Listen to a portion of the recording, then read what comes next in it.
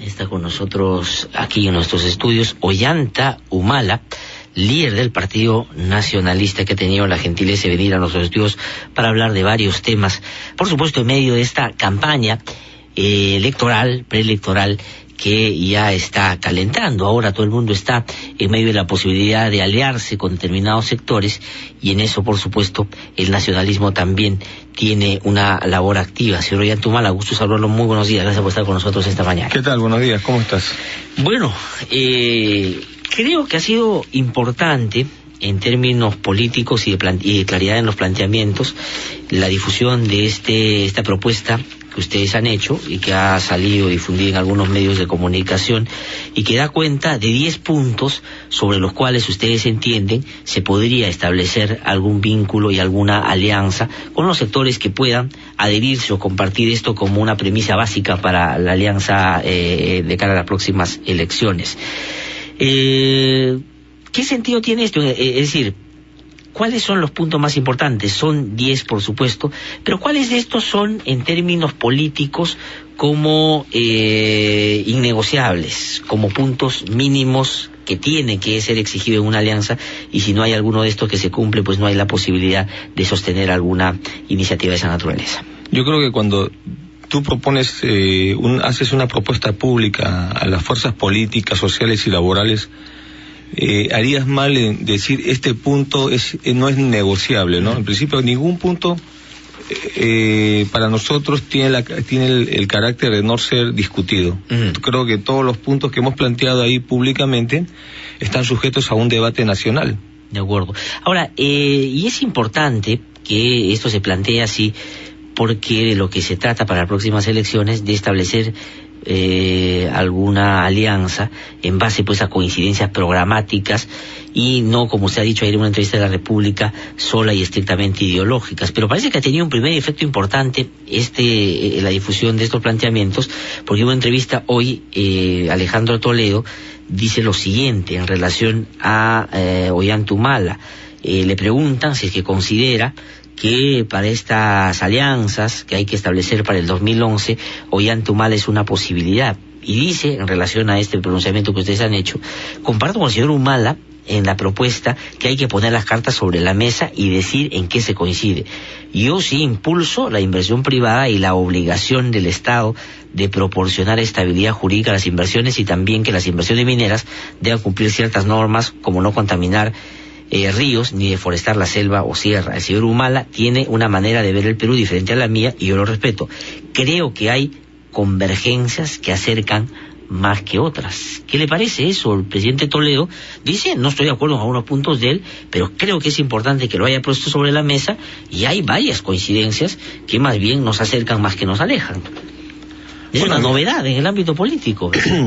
Bueno, a mí me parece que está bien. Creo que el señor Toledo hace bien en dejar su posición que es la que ha mantenido durante su gobierno, de una posición de resguardo de intereses económicos determinados, y no ponerle énfasis al tema del país. Yo creo que hace muy bien el señor Toledo en plantear las cosas así, y yo le invito entonces a que suscriba este programa. Ahora, anuncio público de él y este llamado suyo de la suscripción a este programa, da la posibilidad de alguna conversación posterior para afinar un poco esto que él llama convergencias. Yo creo que las puertas están abiertas para conversar, no solamente sobre el tema de estabilidad jurídica, que es una de las columnas de la propuesta nacionalista, sino que hay algún tema más, porque no podemos quedarnos solamente en el tema de estabilidad jurídica, y en eso creo que habría que profundizar más el tema. Lo que requiere el país es paz social, que va más allá de la estabilidad jurídica. La estabilidad jurídica, estamos hablando de las normas que pone el Estado, de que el Estado cumpla lo que firma, lo que pacta. Pero la paz social habla también de la situación de los conflictos sociales, que en estos momentos ya son 250, y que afectan no solo el libre tránsito de personas, sino también afectan a las inversiones nacionales o extranjeras, creando sobrecostos que al final eso lo paga el inversionista, no lo paga el Estado. Y yo creo que hablar de la inversión minera me parece que es un tema, una bandera nacionalista en la cual nosotros en todo momento desde que nos hemos iniciado en la política, hemos planteado que acá se tiene que mejorar la relación entre el Estado y el capital, dándole la importancia a las comunidades a través de la ley de consultas, respetando el medio ambiente, que las empresas mineras tributen lo que tributamos todos y que también asuman lo que es el canon minero, que en estos momentos lo paga el Estado y no lo pagan las empresas. De acuerdo. Ahora, pero quienes hacen el planteamiento, y me parece que Toledo apunta en ese sentido, sí coinciden con la propuesta suya en términos de que la inversión minera u otra, sobre todo extractiva, tiene que cumplir con las normas que están establecidas en nuestra reglamentación jurídica, pero claro, no apuntan necesariamente a lo que ustedes plantean en su punto 1, que es el cambio de la Constitución. Eso, por ejemplo, es un tema central que puede no solo diferenciar, sino distanciar ambas propuestas. Por supuesto, porque nosotros, más que escuchar las palabras del señor Toledo, hay que ver lo que hizo en su gobierno, y en su gobierno ni siquiera intentó cambiar la Constitución y permitió que su gobierno en la práctica haya sido un fujimorismo sin Fujimori, porque permitió las mismas ventajas que tenían las empresas mineras durante la década fujimorista.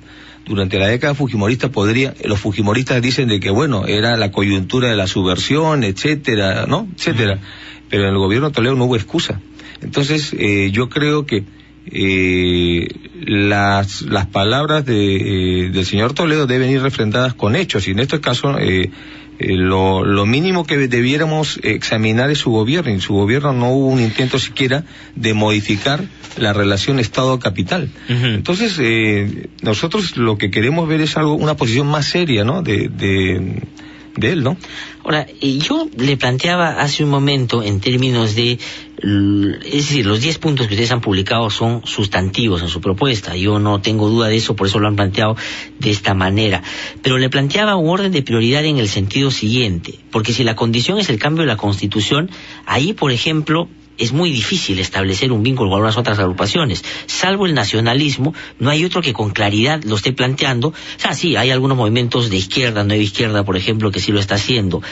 Así va a ser, es decir, ¿van a buscar con ese punto ir acercándose a los que expresamente lo están diciendo, o van a buscar convencer a otros que todavía no lo plantean de que eso es indispensable? Bueno, el cambio de la Constitución no es un objetivo. Es simplemente un instrumento necesario, porque para cumplir los otros 9 puntos tiene que cambiar la Constitución. Claro, pero no... Usted no puede hablar de manejo soberano del país, no puede hablar de soberanía nacional si no tiene la soberanía de los recursos naturales. Es una incongruencia que en esta misma Constitución se está dando. Usted no puede hablar, por ejemplo, de trabajo y pensiones dignas si no hablamos de una nueva Constitución, porque ya sería inconstitucional. Todos los 9 puntos serían inconstitucionales, porque la Constitución no los permite. Entonces, el punto de la nueva Constitución es un camino para cumplir los 9 puntos. Entonces, no es que sea el objetivo, sino que es un instrumento democrático que respete el orden jurídico, etcétera, por el cual se puede hacer una gran transformación del país. Ahora, ¿hacia dónde entonces van a ir los acercamientos del Partido Nacionalista para tratar, si es que está en su pretensión y en su interés, generar alguna alianza, acuerdo o confluencia de cara al 2011? ¿Han empezado algunas conversaciones en base a esto planteado? Claro que sí, pero, yo creo que el tema que has tocado es un tema importante, el tema de la Constitución, porque va a ser una línea que diferencie propuestas políticas, ¿no? Porque lo que hemos visto es que hay propuestas políticas que no están dispuestos a cambiar la Constitución y que quieren seguir administrando el Perú con la Constitución fujimorista. Eso es lo que han hecho los gobiernos posteriores al señor Por eso Fujimori. Le pregunto, ¿con quiénes, si ese es un punto central, si hay la posibilidad de no solo confluir en ese aspecto, sino que se pueda de alguna manera entrar a la posibilidad de desarrollar estos puntos siguientes? Bueno, con todas las fuerzas democráticas, no violentistas, que no asusten a la población. Yo he escuchado hace poco a un político que está tratando de asustar a la población diciendo que hay partidos violentistas, partidos antidemócratas, y me parece que esa es una ignorancia supina o una mañosería política de tratar de asustar a la población, como ya se ha hecho en las elecciones municipales y como se ha hecho en las elecciones nacionales pasadas. Entonces, nosotros estamos trabajando con movimientos regionales, con fuerzas sociales, laborales, Y obviamente esto lo estamos planteando a diferentes partidos políticos que ellos también están de acuerdo con un cambio de constitución. O sea, lo que le quiero decir claramente es que hay fuerzas, hay partidos políticos nacionales que sí están a favor de una nueva constitución y que no necesariamente son de izquierda. Y que ¿cuáles, por ejemplo, desde su punto de vista, que pueden ser, porque esto es importante, ¿no es cierto? Es decir, no hay... Mire, empezando por el mismo APRA, que planteó la constitución, retorno a la constitución del 79. Y hay partidos que dentro de sus discusiones, de sus conversaciones, están planteando efectivamente la necesidad de este cambio constitucional. Obviamente no me corresponde a mí decirlo públicamente, le corresponde a las fuerzas políticas nacionales. Claro, pero el APRA, por ejemplo, usted sabe, y aquí lo hemos conversado en más de una oportunidad, en ese y otros temas, no solo no ha hecho lo que dijo en la campaña, sino que no está en su interés de aquí en adelante siquiera volver a reavivar este tema. Salvo algunos sectores disidentes que no tienen protagonismo ahora, ¿no?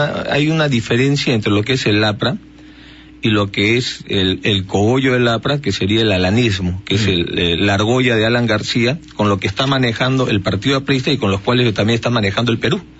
Pero hay un APRA como partido que está en crisis justamente porque este cogollo de los líderes apristas está yendo por el sentido contrario a lo que diseñó, lo que pensó Aya de la Torre.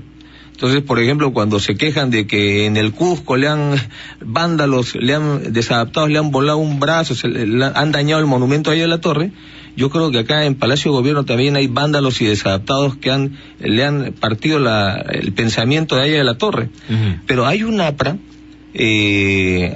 ayista, antiimperialista, que comulga con nosotros. No se olvide de que en las bases ideológicas del Partido Nacionalista nosotros recogemos el pensamiento antiimperialista de Aya de la Torre y nosotros rendimos homenaje a la tumba de Aya de la Torre, como a la tumba de Mariátegui y como a Basadre, ¿no? Son los pensamientos que el nacionalismo recoge. Pero ese punto de vista que ahora es disidente en el APRA, que por supuesto se ha alejado de manera importante de lo que Aya de la Torre planteó inicialmente, no tiene una representación política dentro del APRA y el APRA lo sigue manejando Alan García. Es más, todos los apristas que ahora tienen pretensión de ser candidatos a la presidencia del 2011 están esperando a quien bendice el presidente al final para que sea el candidato, porque Alan García es la locomotora del APRA en este momento. Tiene razón, pero eso no quiere decir que para las próximas elecciones esas bases apristas no apoyen al nacionalismo. Son dos cosas distintas.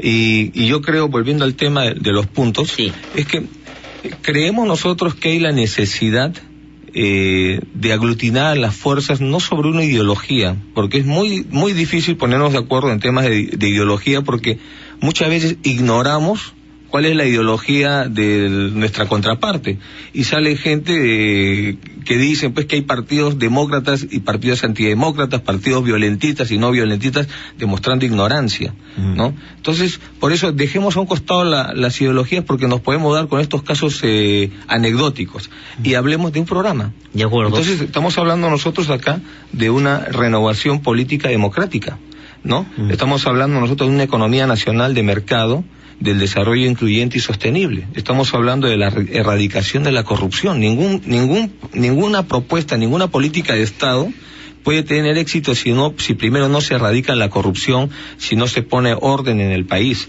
Estamos hablando de la descentralización con participación. Estamos hablando del trabajo con pensiones dignas.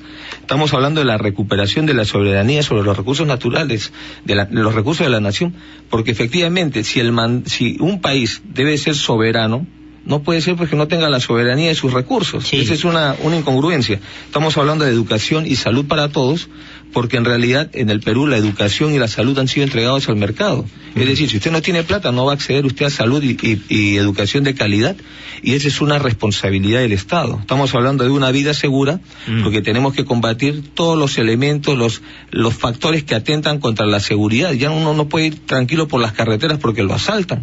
Entonces, vamos a poner orden en el país, vamos a darle seguridad a nuestras familias, vamos a asegurar también que lo poco, mucho que usted ha hecho en su empresa, en su panadería, en su bodega, eso se mantenga y no se pierda. El Estado tiene que asegurar eso. Y también estamos hablando nosotros de derechos humanos y paz social, y cuando hablamos de derechos humanos y paz social, estamos hablando de derechos de la naturaleza, de la tierra también, porque nosotros no podemos separar al hombre del agua o de la naturaleza, que es la tierra. Y por último estamos hablando de una integración regional, para poder tener una mejor forma de insertarnos al proceso de globalización. Y por lo tanto nosotros hablamos pues de las relaciones internacionales en toda la región latinoamericana, para establecer pues políticas supranacionales, como por ejemplo una política de lucha contra el narcotráfico.